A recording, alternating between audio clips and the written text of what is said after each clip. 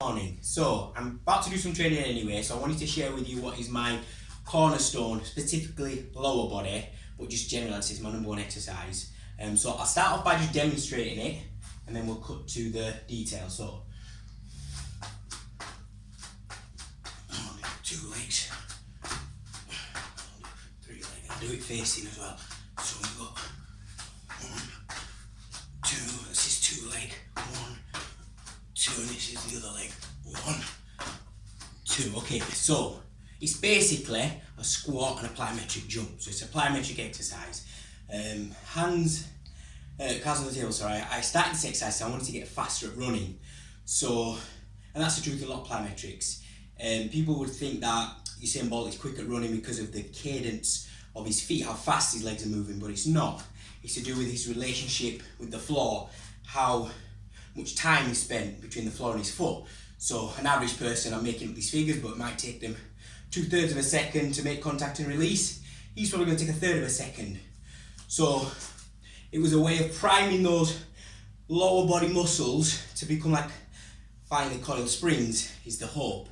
And it works. I did get quicker. So just in general practical terms, as an overview, it's a good practical, just for especially on one leg, for balance, all these proprioceptive muscles around the knees and the ankles if you're getting older, for balance learning. So just in terms of how power works in plyometrics, that's how I initially got into it. But the truth is, just on a very basic level, it's a very high metabolic training exercise, which is very convenient to do. You're at work, you need to get training in before you eat. If you know me, I like to train before I eat. So you can even go to a cloakroom. I do it a lot. I've got my work clothes on, you've got shoes on. You can just do even 10 on each leg. 2.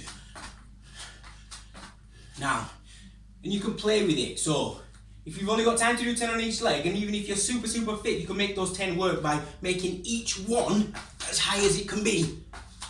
Or if you want to go for something a little bit less intense and longer lasting, you can just do a bit more moderately. The truth is, it's not super beautiful on the joints, so you don't want to be hammering it every day, all the time. You need to mix up a little bit. Make sure you work your adductors as well.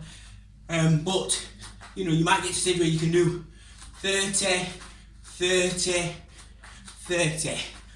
So it's very convenient, it's very easy, and it gives you a high metabolic result. So you can really get out of breath very quick. Look, I can get out of breath easily. I just do 10, 10, 10. That's a good little workout. It takes 30 seconds.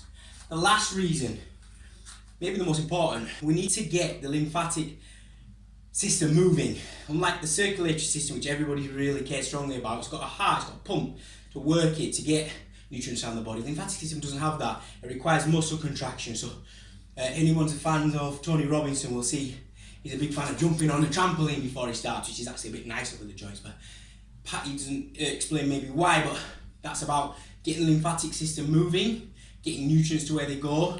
And that's why it's good to do a lower body, upper body split. So that's maybe less convenient an upper body split. You could just do a simple press up. So there's other exercises I get into later, but just the last demonstration. So this is how we run it. We're gonna, have to play around with it. So the first movement is the single leg squat, which might take some practice in itself just to learn. Single leg squat, that goes to an immediate jump, and then the bounce jump. So the bounce jump is a plyometric. It's a little bit like skipping, you just don't need a skipping rope. So we've got a squat to a jump to a bounce jump. And then you can see how I've got a balance. You've got to keep your balance, you've got to work your squat, jump, bounce, squat. Squat, jump, bounce, squat. Then you do it with 2 legs, squat, squat, jump, bounce, jump, squat. The last one with my left leg. So again, if you start with just single leg squats, you can say, oh, get a bit excited, you can do a bit of jump with it. Then you've got a jump and a bounce. Jump and a bounce, and you can start playing with your arms with it. You do various different exercises. Okay, that's leg explosions. Thank you.